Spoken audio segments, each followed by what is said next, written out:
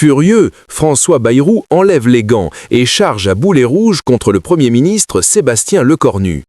À peine installé à Matignon, le troisième chef de gouvernement en un an ose tailler dans les privilèges de ses prédécesseurs, et l'ancien locataire de Matignon explose de rage. C'est la goutte d'eau qui fait déborder le vase d'une république qui n'en finit plus de se ridiculiser. L'annonce est tombée comme un coup près.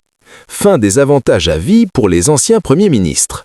Plus de voitures avec chauffeur à perpétuité, plus de secrétaires particuliers jusqu'à 67 ans. Dès le 1er janvier, c'est terminé. Ceux qui étaient à Matignon avant 2015 perdent tout, d'un coup. La protection policière, encadrée, limitée à 3 ans, renouvelable seulement en cas de menace caractérisée. Symbolique, disent les uns.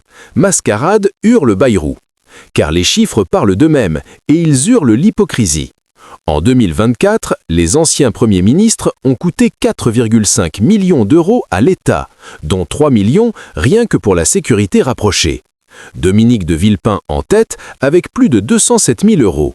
Bernard Cazeneuve juste derrière à 198 000.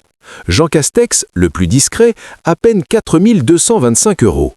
Et les économies promises par Lecornu, quelques milliers d'euros par an. Une misère, une goutte d'eau dans l'océan d'une dette qui frôle les 3 500 milliards d'euros et qui étrangle la France entière. Bayrou ne retient plus rien, il passe à l'offensive sans filet. Si c'est ça la rupture de messieurs Lecornu, c'est pathétique, tonne-t-il.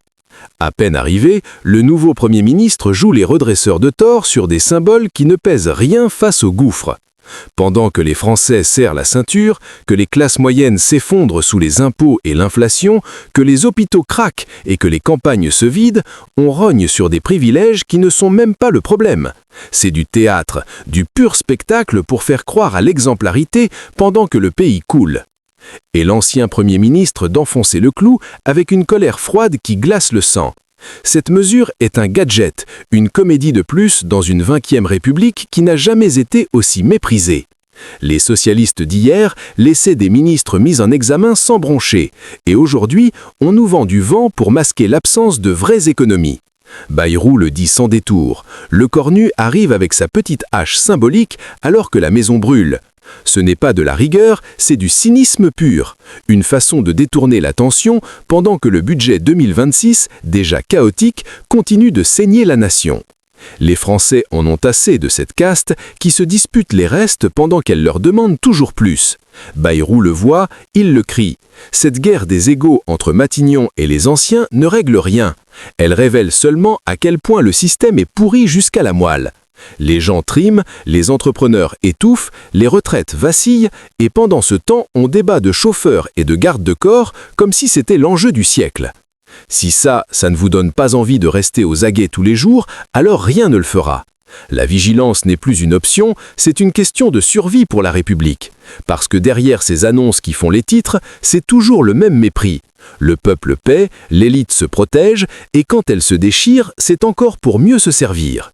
François Bayrou a raison de sortir les griffes. Mais la vraie question, celle qui devrait nous hanter tous, c'est celle-ci. Jusqu'à quand les Français vont-ils accepter d'être les dindons de cette farce tragique où les puissants se battent pour des miettes pendant que le pays s'effondre ? Le réveil sera brutal, et il arrive.